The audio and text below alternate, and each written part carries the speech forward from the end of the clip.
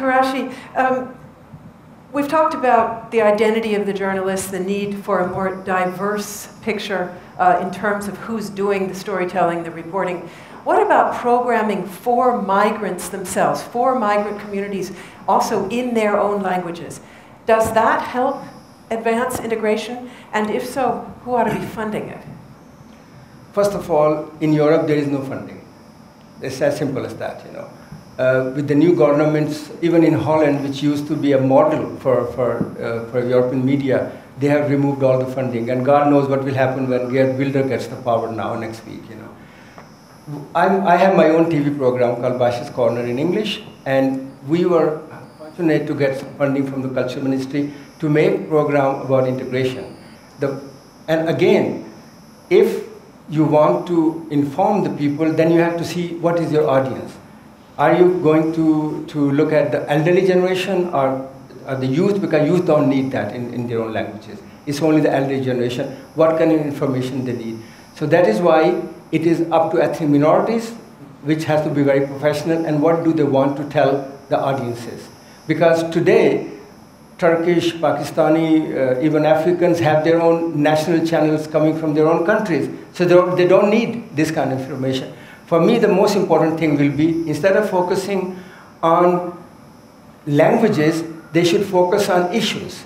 So that if the funding comes, it's come to talk about a certain issue through ethnic media. I'm a great believer of ethnic media because they know better than the mainstream media what issues ethnic minorities are talking about. So I would very much like to ask again to these politicians who are sitting here to support local NGOs who are working with the media or who have a TV program, radio program, because you can strengthen their hand by giving them little funding and making this program.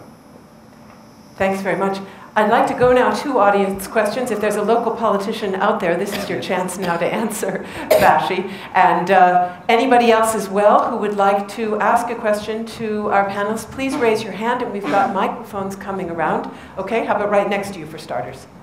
My question is to sort of touch on a couple of points that have been made around the link between politicians and media, actually, because I think NGOs, as NGOs, we have a huge task of trying to influence both the media coverage on certain issues such as asylum and refugees, which is a particularly big one in the UK. But the problem is how it's being fed. This particular coverage is fed by the politicians, in particular on this topic during election time. And how do we then operate on those two different fronts? Because it just seems very difficult. Influencing the media is not enough if the politicians are, for whatever reasons, going to be feeding some of those myths that we're trying to debunk, as you mentioned. So how do we deal with that as a strategy? Do we have a panelist who feels particularly drawn? Frank? Yeah, I'm happy to take a crack at it. In the States, we just sort of took the NGO route, right? First it was, we're going to think through what's good policy and make our case in papers and meetings. And then we said, well, we need to do some media, so we'll hire a communications person and then blame them when it doesn't all change right away. And then we said, well, we have to have more grassroots mobilization, so we started to encourage, and the foundation started to invest in that. And that still wasn't enough. And then we said, well, we need to have electoral mobilization of immigrant voters because politicians really pay attention to who votes. Now what we figured out is that we need to do all four of those things and constantly get stronger until we have sufficient influence, so that communications is part of what we call four pillars: grassroots mobilization, electoral mobilization, good policy and legislative advocacy work, and communications. There's no message that's going to solve our problems, right? We can't do away with the bogus asylum seeker stamp or the amnesty stamp in the United States with a clever message. It is a combination, from our point of view, of building power, of having an activated constituency, voting power, activated constituency, a strong legislative component, and a communications component that fits with all of it, and integrate those things. We're just beginning to get those four wheels under the automobile to get going. We have a long way to go before we think we'll have enough strength to be able to turn the tide. But for us, it's a long slog of you know, there's no easy way. We're going to have to do all of it and then build out those 4 pillars until we're strong enough so that the politicians are afraid not to support us. That's a very tall task. That's what's happened in the cities now.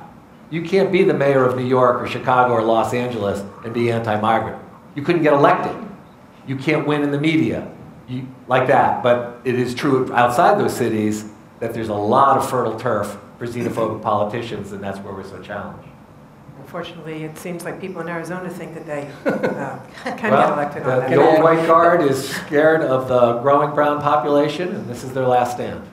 Bashi, I just want to add, I think I'm a great believer of name and shame. If a politician doesn't listen, put him on the face page, book face, you know, and write all the honestly, it has helped sometimes, write all the nonsense he has been saying and put it on Facebook and distribute it widely so that every person in that area knows what this politician has been saying, because often this politician get away with a lot of things against minorities without being any reaction from the NGOs. So I think it's very important that NGOs do a professional job and try to bring that message to people themselves. Thank you. I see a question here. Oh, sorry, Susan. I was just going to say, Canada's public broadcaster, we're universally despised by all politicians, so I figured we might be doing something right. Okay. Hi, my name is Nazika Ramadan. I'm from Migrant Voice from the UK. My organization trains migrants to work with the media, but we also produce our own media work, our own newspapers and our own films. A few years ago, at a big event in the UK, journalists were asked, why are you so hostile when it comes to reporting about refugees and migrants and asylum seekers? And the journalist said, we're not hostile. We don't mind putting their point of view, but where are they? They asked this question. My question is, do you think us migrants, we have a role to play, or there's a role for us that we're not playing? Are we in a way a contributor to the issue, and what else maybe we should be doing? Thank you. Who would like to take a step? I think it's both. You know, the thing is, if a reporter says, where are the refugees, we don't mind putting in the opinion and the face and the voice of, that's their job to go find, and it's their boss's job, and that's why the leadership is so key when you're building a team, right? Because it's the leadership's job to say, no, I'm sorry, put the human face on that story. Go find me someone who's impacted and affected. The reverse is also true. If you go into communities, if people say, I'm not hearing my voice, I'm not hearing my story, and every time you go in, they're like, no comment, then that's an issue too, right? So, you know, if it is the desire in our heart for every immigrant to want to be part of the mainstream, then part of that is making sure that the story gets told. And part of that is indeed accessing, and there are different means to do that. A lot of ideas today are on spread via social media. You know, and believe me, don't think for a minute that traditional and mainstream media does not monitor social media. You know, you still have to substantiate, corroborate, and make sure that's true. There's a lot that isn't in a social media world, but absolutely, for sure, that is a great avenue to have some incredible stories brought to the eyes and the ears of the people making those decisions. But I think it's a two-way street, if I understood your question correctly. I understand very well, and I also understand why people are clapping at that. But this is another excuse used by the media, where the migrants. I give a very clear example how lazy many journalists are. A lady journalist from one of the very prestigious newspapers calls me at 6 o'clock in the evening. Bashi, I have a deadline. Could you tell me something about sexual problem of young Turkish women in Denmark?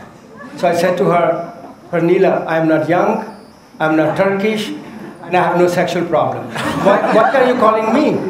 But you know what I did? I made a list of 100 resource people in Denmark with ethnic minority background from different ethnic groups, for different age, different profession, and I sent it to all the journalist community. The result was that within 2 years, nobody was asking me, and the whole news scene changed. And that is what is important, that we are proactive, we give the journalists the information they need, but don't forget that many, many journalists sit on their behind and expect us to do their job, and I refuse to do that. Thank you. Yeah. My name is Ibrahim Segashaw. I'm representing the Bristol Legacy Commission, although I'm not a politician. Actually, the issue of the problematic representation of migrants, in the media, there are two issues involved here. So I want to maybe hear from the panelists which one they think is more of a problem. That is being more kind of, whether it's more of an ideological problem, because we have media outlets out there that are a bit liberal, that kind of have some positive narratives about migrants. I think we don't have to lose sight of that. I mean, it's very important. But we also have the extreme right papers and other media outlets that have very, very extremist views, that are very problematic. So is it an ideological problem, or is it a problem to do with structural, a societal problem? That these journalists are being influenced by what are the things that are happening around them. For instance, racism, we have institutional racism, barriers are out there. And is it more of that? I would really like to hear from the panelists. And also, Rukia, there is one question for you. This idea of naming and shaming, people who have been having problematic narratives about, I think it's not a bad idea. But what do you think is enough? Don't you think that also recognizing those positive narratives, coming from from good journalism, if you like, don't you think it's also worth recognizing? So as a way of more encouraging those that are trying to do better journalism so that others will learn from them? Thank you. Naming and praising. I'm going to let Rukaya answer both of those questions since we are unfortunately running out of time. I think it's important to point out these discourses because they are not perceived as racist. And most of the that are awarded are not happy to be awarded. And it means a lot to us because they are not used to be pointed out as bad journalists. And most of the sentences that we award, they are not noticed by anyone. And it's the only way to make people realize that the racism is a system and it's constructed by several sentences that together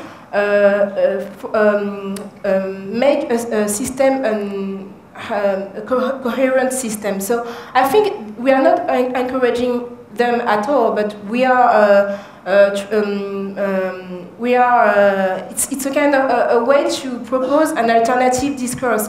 And it's a way to make another voice existing, because now, since the award has been existing, the political, it's a kind of answer of Sarah's question. Some political parties has come to us to ask us some tools to give a better treatment of these issues. So we were no one. We were only citizens that made a private initiative, and now with the award thing, we draw the attention of the media and at the same time of the parties. And the journalists that are awarded are ashamed and they don't want to comment that, but they are known as being racist. And I think it's important not to let them just saying the things like if it was a normal thing.